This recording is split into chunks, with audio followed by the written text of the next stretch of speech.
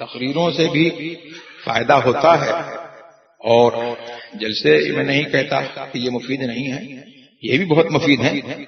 لیکن جلسوں میں تھوڑی دیر کے لیے آپ سے کچھ ہم کلامی ہوتی ہے، پھر خطیبانہ انداز میں لوگ بولتے ہیں، کچھ یاد رہتا ہے کچھ نہیں یاد رہتا ہے۔ آپ حضرات کی یہ ذمہ داری ہے کہ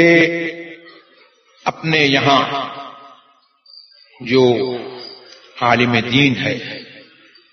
اس کے صحبت میں بیٹھیں اور اس سے عقائد صحیحہ اہل سنت والجماعت کے عقائد ضروریہ دینیہ سیکھیں، اور اس کے ساتھ ساتھ مسائل ضروریہ دینیہ کی تعلیم حاصل کریں۔ دنیا کمانے میں لوگ لگے ہوئے ہیں، سب کچھ دنیا ہی کے لیے نہیں ہونا چاہیے، اور مسلمان تو دنیا کے لیے بنا نہیں ہے، دنیا مسلمان کے لیے بنی ہے۔ یہ ساری دنیا جو ہے وہ سرکار کے صدقے میں جو ہے یہ ہمارے لیے بنی ہے۔ قرآن نے نہیں کہا سخر لکم،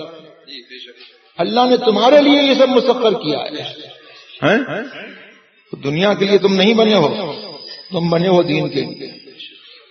تو اپنے دنیا میں جو تمہارا حصہ اللہ نے مقرر فرمایا وہ تم کو ملنا ہی ہے، اس کو مت بھولو، لیکن ہر لمحہ جو ہے آخرت پر نظر رہنا چاہیے۔ فابتغ فیما آتاک اللہ الدار الآخرہ ولا تنس نصیبک من الدنیا، اللہ نے جو کچھ تم کو دیا ہے اس سے جو ہے آخرت کو ڈھونڈو، آخرت کی طلب کرو، اور دنیا سے اپنے نصیب کو اپنے حصے کو جو ہے بھولو مت۔ اور صراط مستقیم جو رسول اللہ علیہ الصلوۃ والتسلیم کا دین ہے، اولیاء کرام کا دین ہے، غوث اعظم کا دین ہے، اعلیٰ حضرت عظیم البرکت فاضل بریلوی رضی اللہ تبارک و تعالی عنہ کا مسلک کا دین ہے، اس پر قائم رہنا جو ہے ہمارے لیے اور آپ کے لیے جو ہے بڑی بڑی بات ہے۔ تمہارے در پہ جو میں باریاب ہو جاؤں، قسم خدا کی شاہ کا